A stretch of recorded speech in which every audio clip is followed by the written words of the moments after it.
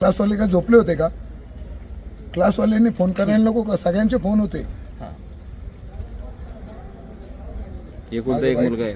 एकुलता एक मुलगा आहे. आता भाऊ 3 वर्ष पूर्वी वारलेला आहे माझा. काय करणार तर कुणाच्या तोंडाक बघणार? सांगा तुम्ही कुणाच्या तोंडाक बघणार?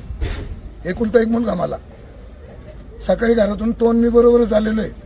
त्यांचं एवढं टोकाचं भांडण झालं मुलांचं, तुम्हाला काहीच कल्पना दिली नाही सर क्लासवाले? काहीच नाही दिली. क्लासवाल्यांनी पण नाही, त्यांनी पण नाही सांगितलं, कारण तो मला घाबरत होता.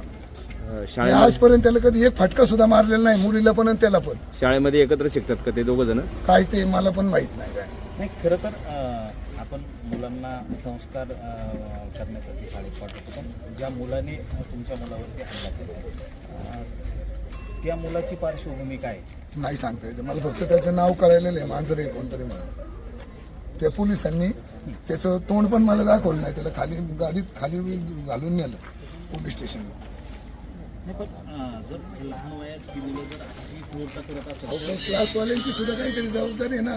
उद्या शाळेत हा प्रकार घडला असता, शाळेवाल्यांची पण काहीतरी जबाबदारी आहे ना. पालकांना सांगणं किंवा काय करणं, पालकांना सांगितलं पाहिजे ना. पालकांना सांगितलं असतं तर ही घटना टळली असती. म्हणजे क्लासवाल्यांची सुद्धा काही जबाबदारी का? सकाळीच मला म्हटलं क्लासची फी भरायची पप्पा.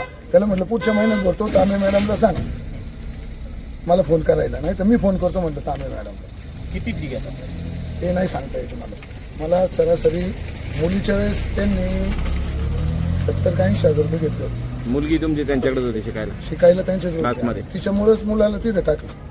एका मुलाचे 70-80 हजार रुपये घेतात. 50,000 रुपये त्याच्या मम्मीला माहिती आहे, कारण मी त्याच्या मम्मीच्या अकाउंटवर पैसे पाठवायचो आणि ती क्लासमध्ये भरायची. निम्मे पैसे भरलेले, त्याचे निम्मे राहिलेत अजून भरायचे. एवढे पैसे भरून सुद्धा मुलांच्या सुरक्षा काय मुलांची?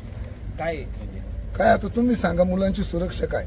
आज भर क्लासमध्ये जर त्याचा गळा कापत असतील तर शिक्षक झोपले होते का? जे क्लास गणिताचे सर होते, त्याचा गणिताचा तास होता, ते झोपले होते का शिक्षक?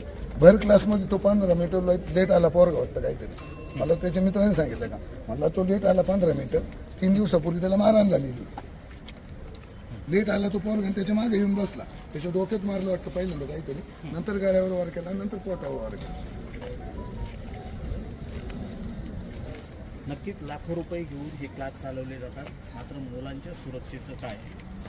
जर पालकांना या अगोदर कल्पना दिली असती तर ही दुर्घटना टळली असती. आपल्यासोबत लोकप्रतिनिधी ज्या तालुक्यामध्ये घडले अत्यंत दुर्दैवी आणि चिंताजनक आहे. खरं तर या सगळ्या माझं सोशल मीडिया, इंस्टाग्राम, फेसबुक या माध्यमातून सगळी तरुण पिढी वाया जात चाललेली आहे. निश्चितपणानं आता यामध्ये जर बघायला गेलं तर पोलीस प्रशासन असेल आणि जे काहीतरी नवीन मुलांना काहीतरी वेगळ्या प्रकारचं शिक्षण देऊन त्यांना ह्या मार्गातून बाजूला काढणं गरजेचं आहे. कारण जर ह्या गोष्टीचं उदात्तीकरण झालं तर निश्चितपणानं पुढील काळामध्ये आणखी अवघड गोष्ट घडू. पालक म्हणतायत की याची पूर्वी भांडणं झाली होती 2 दिवसापूर्वी. हे जर सांगितलं असतं तर ही दुर्घटना टळली असती.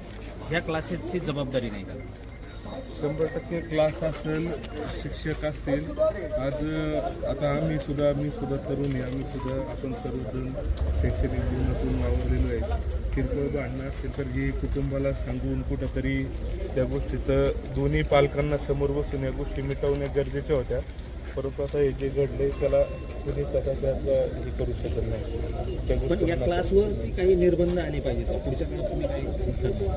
तर 100% आज आता आपल्या सर्वांना माहिती की आमदार साहेब नागपूरहून निघलेले आहेत. त्यांना या घटनेची आपल्यामार्फत ज्यावेळी कल्पना कळाली त्यांनी मला फोन करून या ठिकाणी पाठवलेलं आहे की या सगळ्या